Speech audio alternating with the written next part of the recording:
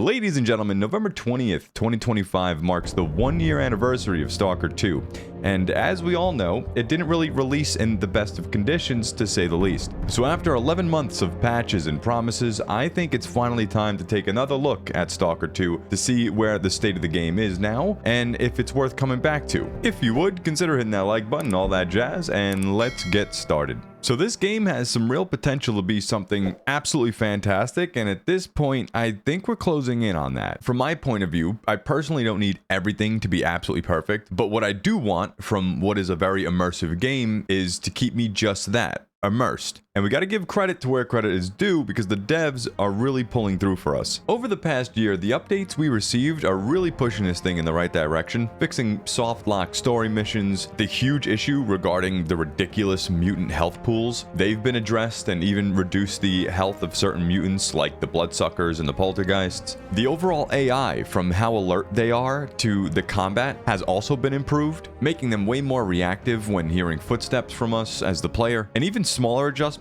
like how they move, adding smoother and more polished ambush animations. We also received the Night of the Hunter 1.6 update, adding night vision, improved reload animations, and even brought back mutants being able to drop loot, so it's no longer a complete waste of our time trying to deal with these mutants you find roaming along the landscape. With just these changes alone, we're heading in the right direction, and we could see that Stalker 2 has really come a long way. But of course, it's not all rainbows and sunshine, and we're going to be getting into some of the issues in a moment that still, I don't want to say played the game, but certainly hold it back from being that masterpiece and may still keep people at a distance depending on what you can tolerate. The performance so far has been touched on, but with that being said, you're still going to be running into some optimization issues, mostly occurring when you walk into larger towns at this point, or even large faction bases. Updates have been put into place to try to stabilize this, and I will say it's noticeably better than what it was at launch, but that's not really the highest bar to beat. But definitely expect to still come across some significant frame drops as you move throughout the world. I also want you to be prepared to run into some smaller bugs like floating cups at the bar when talking to the vendors, enemy respawn issues when completing quests. Certain NPCs you're still going to see like glitching through walls, sometimes even blocking your path through progression. Again, depending on who you are really determines the scale of these issues, but me personally, I ran into these issues few and far between, which made for an overall pretty solid experience. So with the newest patch that went live on November 17th, patch 1.7 was massive, giving us a complete overhaul to the AI. This finally eliminated the enemy X-ray vision problem that allowed them to identify where you were at all times, but now they're going to be looking to engage you in more of an appropriate distance, making for a much more believable and immersive combat scenario. After this patch, the world does seem more alive than ever, with more NPCs moving around the map, engaging in different activities. However, we still have one major bug that needs to be pointed out and addressed, as this thing still remains in the game, and that's dealing with the poltergeists. These things are still able to just fling anything through walls, which really breaks the immersion and can pose quite the halt to your progression. A few more things I noticed is NPCs are sometimes still just disappearing when you're approaching them, while other times I'll just turn around and a huge squad will be right behind me. This doesn't happen too often, but enough for me to want to bring it up to you guys here. Performance overall is mostly better, but after this update, something new did pop up when you open up your PDA. This is causing noticeable stutters and frame drops. So there's still a few outliers that need to be fixed sooner rather than later. Good news once again though, hotfix 1.7.1 is already on its way, and it's probably out by the time you see this video to try and remedy the new issues that did come along with 1.7. So they really are on top of Stalker 2, and it's very nice to see this. Emissions are also still a big culprit to these drop frame rates, and even crashes have been reported by some people. I haven't experienced full-blown crashes, but I have seen the game get quite bogged down because of the intense increase in graphics and the storm's demanding performance. Again, this has been addressed with patch 1.6 making a big impact on this, so it does happen way less frequently than what it used to be. But I want to say, when things are working well, the atmosphere is incredible. The lighting, sound design, and the environment detail certainly capture this eerie, rustic, rundown look, making us feel alone and small in a world that's just absolutely massive, yet breathtaking in its own way. These emissions are something I truly haven't felt or seen in any game before. It truly strikes fear into you as you need to get the shelter right away, and you watch all these NPCs taking cover. Even the lingering after effect of this storm makes you feel like you're not the biggest, baddest thing out in this world. The NPCs and mutants you find around the world are naturally coming into combat with one another, and it does make the game feel like it's a living, breathing world. Speaking of the NPCs on harder difficulties, the enemy forces still seem like they just don't freaking miss and have like perfect aim. This is something else that was brought to their attention, and they did patch, so it does feel more lifelike than before, but clearly needs some additional polish. I want to point out this is coming from a player that hasn't played any previous Stalker titles, so depending on what you experienced from the past games,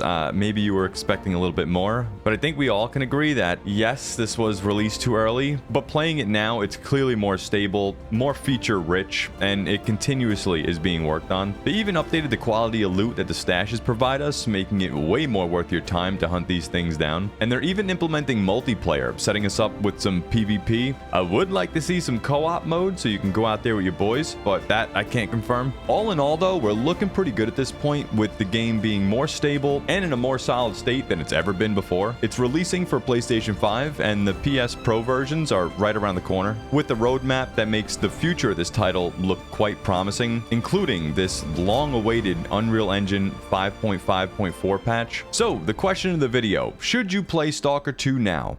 Yes, I think it's worth coming back to at this point after all the updates that they put together. Whether you played it when it first released or haven't touched it at all, you're not going to be disappointed in the overall enjoyment that this game provides. You're going to get noticeable improvements, brand new features, and much, much more. Ladies and gentlemen, I stream every Tuesday, Wednesday, Thursday, so feel free to stop by and hang out. And if you're looking for something else to do, check out some of these playthroughs coming up on your screen next. Toodles!